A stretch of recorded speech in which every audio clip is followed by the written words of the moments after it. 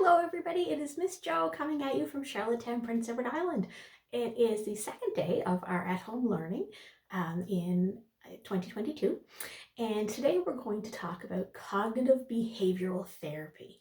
Now that may sound big and scary and complicated, but it's not actually. It all has to do with our thoughts, our actions, and our feelings, and how our thoughts and our feelings and our actions interact and how they work together, and sometimes they work together to work against us. So once we understand them a little bit better and how they connect, then we're able to use those things to help us solve our problems or help us deal with big feelings or difficult situations. So that's what we're going to talk about today.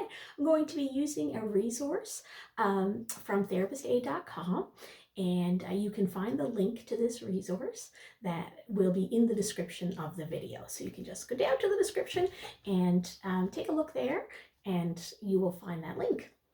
All right, so everybody has problems, big problems, small problems, and it's best to solve them rather than run away from them or try to hide from them or ignore them, because usually that doesn't really do anything to make it get better. So if you want to imagine, for example, that you have something coming up that you have to do, like a test. So you're thinking about it and you're thinking, oh no, I'm going to do so poorly. I don't know how to do this work. And because of that thought, you start to do a lot of worrying and thinking, oh, what am I going to do? How am I going to handle this? I'm going to fail. It's going to be terrible. And you're so worried, then you start to feel sick to your stomach just thinking about it. So because you're so worried, you decide, I'm going to fail it anyway, is your thought. And your feeling is, I'm really, really worried about this, but I feel really maybe defeated or like it's not going to work out for me. So your action might be, I'm not even going to try. I'm not going to try. It's going to be terrible anyway. So you can see how your thoughts and your feeling led to that action of you not trying. And if you do that, then you know what? You're probably going to be right, because you are probably not going to do well on a test if you don't bother to prepare for it.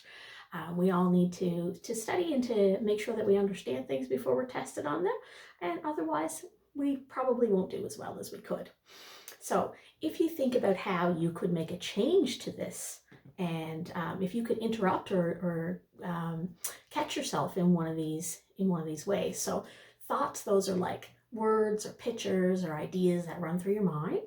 Then the feelings, they come all throughout the day. You'll have different feelings throughout the day. You might be sad, you might be happy, you might be angry, you might be confused, and that can all happen in one day, and it moves around. Some feelings, they're uncomfortable, but that doesn't mean they're bad. Like, we don't like to feel sad, but every feeling does have a purpose.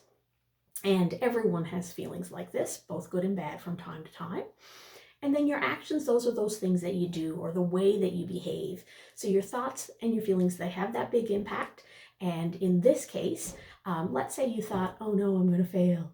And so your feeling about that was you felt worried. And that worry made you decide to say, instead of your action being, oh no, I can't do this and I'm just going to fail, so I'm not going to try.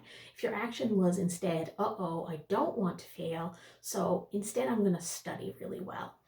Then once you study, then your thought about it and your feeling about it will probably change too, because you'll think, okay, you know what? Maybe now that I know this material, I no longer think that I'm going to fail. I think, you know what? I know this pretty well, so I think I'm probably going to do pretty well on that test. And then how are you going to feel? You're going to feel kind of proud of yourself. You're like, yes, I did it. I figured this out. It was hard. I worked at it. I got through it and I did it. And then your action being studying, you're going to end up likely doing well on the test. So then you're going to feel good about that. You're going to be proud when you do well. And then you're going to think, you know what? The next time I face this problem and I feel like I can't do it, maybe I can, because that last time when I thought I couldn't do it, I actually managed to do it. So you can interrupt this at any point. So you can have the negative thought, you can have the negative feeling, and then you can say, you know what, I'm going to do the opposite action. I'm going to do the very opposite of what. So I want to just give up and ignore it and pretend it doesn't exist, but I'm not going to do that. Instead, I'm going to study. Or instead, I'm going to talk to my teacher about it, or I'm going to talk to Miss Jo about it.